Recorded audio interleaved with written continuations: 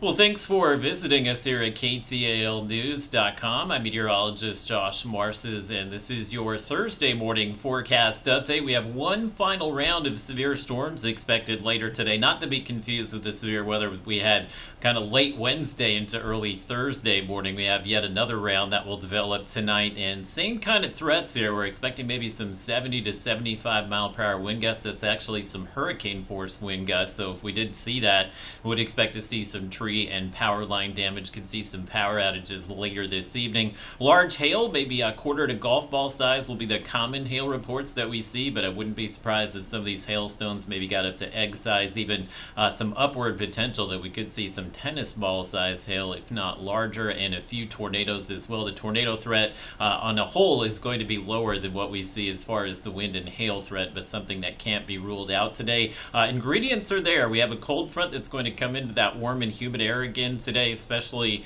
this afternoon into this evening. We think the front's probably going to be located maybe a little south of Texarkana when the storms begin to fire up, so that's going to put most of the dangerous weather into Louisiana as well as East Texas, but we can't rule out again some significant severe weather in Texarkana. On a scale of 1 to 5, this is the level 3 enhanced risk threat, which does mean numerous severe storms expected, and even a few intense storms will be possible for us. Now, the cold front is dropping the temperatures here in the northern Arkansas, so we know at the moment here that front is located somewhere close to the Texarkana area and will probably just linger between Texarkana and Shreveport today. So temperatures very warm and still extremely humid out there, and that will help fuel those thunderstorms later today. And you can see the front kind of pulling up along I-30 here. And not only that, but we have a dry line back to the west, which is going to help to trigger some of the thunderstorms this afternoon as well. We expect those storms will probably get going in the Dallas area maybe by mid-afternoon today. We could begin to see some storms maybe as soon as 4 or 5 p.m., but what we're watching will be this cluster of storms coming in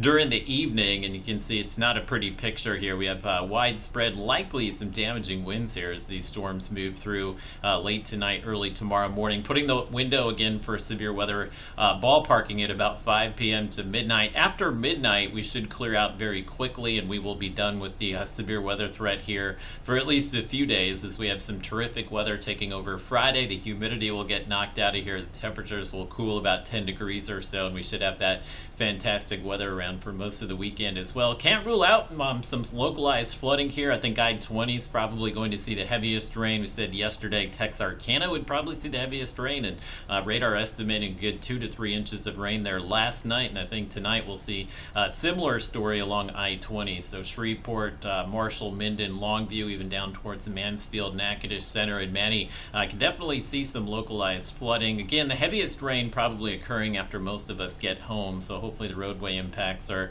at least at the low end of the scale here, and should feel great this weekend. We'll have some of those cooler mornings back and temperatures in the low 80s, so warm, but definitely not too hot as far as the afternoons. And we do have some more storms coming in Sunday night and Monday. Again, low potential to see any severe weather with those given the cooler temperatures and the lower humidity, but we do have some storms in the forecast next week.